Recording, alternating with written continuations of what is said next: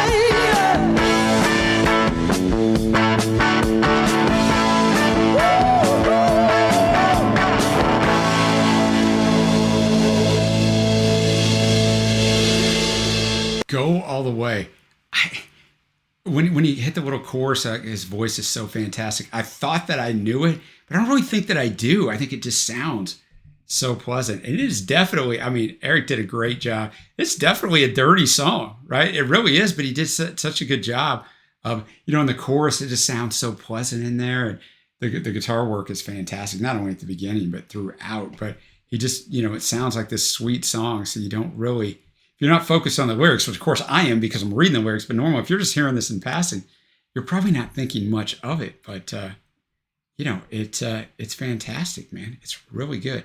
Like the bridge, before love, I was cruel and mean. I had a hole in the place where my heart should have been, but now I've changed and it feels so strange. I come alive when she does those things to me. And she says, come on, come on, come on. I need you. I love you. I need you. Come on. Like, yeah, man, it's so, so well done. Now we get to a song I for sure know. Seal says the second song, which is probably his best known solo song, is All By Myself. It's a personal favorite of mine because I think the lyrics could be about me, Seal says. Celine Dion, Sheryl Crow, and Frank Sinatra have covered the song. Also, I found it was his first single from his debut solo album, self-titled, in 1975. And then Seals will give me some of this, but I have even a more detailed background on it. So the verse is based on the second movement, Sergei Rachmaninoff's 1900 Piano Concerto No. 2 in C minor, Opus 18. The chorus was taken from the song Let's Pretend, which Eric wrote and recorded with the Raspberries in 72. The slide guitar solo in this was played by the great studio session musician Hugh McCracken, who's just fantastic. According to Eric, he wrote the first solo part of the song, writing 4 bars at a time, eventually completed the interlude after 2 months. He needed to put into this into a song, and after listening to that second piano concerto from Rachmaninoff, a piece famously used to underscore the 1945 British film Brief Encounter, he adapted the melody of its second movement to write the verse. Rachmaninoff's music was in public domain in the US at the time. So, of course, Eric thought no copyright existed on it, but it was still protected outside of the US, subsequent to the release of the album. He was later contacted by the estate from Rachmaninoff and informed that it was protected. An agreement was reached in which the estate would receive 12% of the royalties from this song, as well as Never Gonna Fall in Love Again, which is based on the third movement from the Symphony No. 2. It reached number 2 on the Billboard Hot 100. Both Love Machine by the Miracles and December 1963, Oh What a Night by the Four Seasons kept it from going to number 1, went to number 3 in Canada, sold more than 1 million copies and was certified gold. It was his first of 8 U.S. top 40 hits in the U.S., but this was his only top 40 hit in the UK, which kind of seems crazy, peaking at number 12.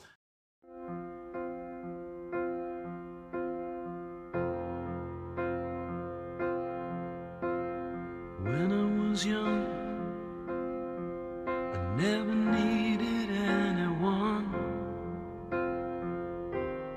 and making love was just for fun.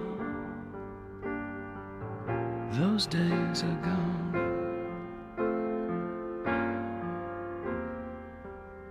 Living alone, I think of all the friends I've known, but when I dial the telephone, nobody's home.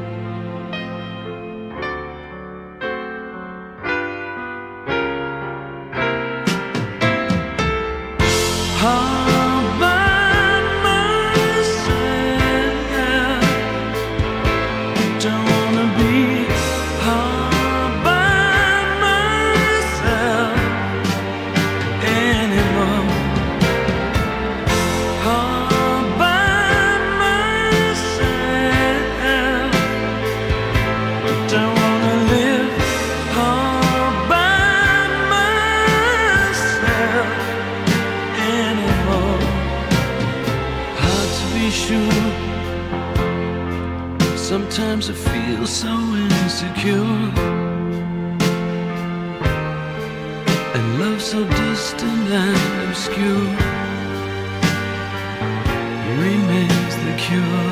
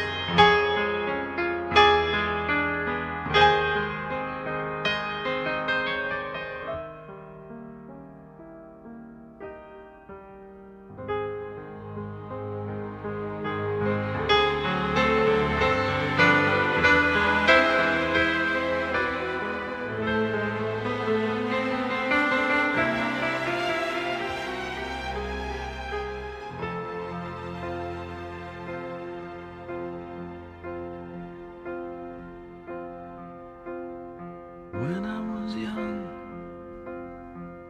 I never needed anyone, and making love was just for fun.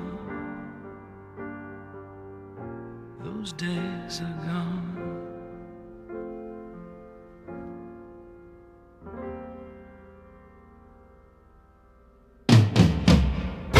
All by myself, don't wanna be all by myself anymore. All by myself, don't wanna live all by myself anymore. All by myself, don't wanna be all by myself anymore. All by myself, don't wanna live all by myself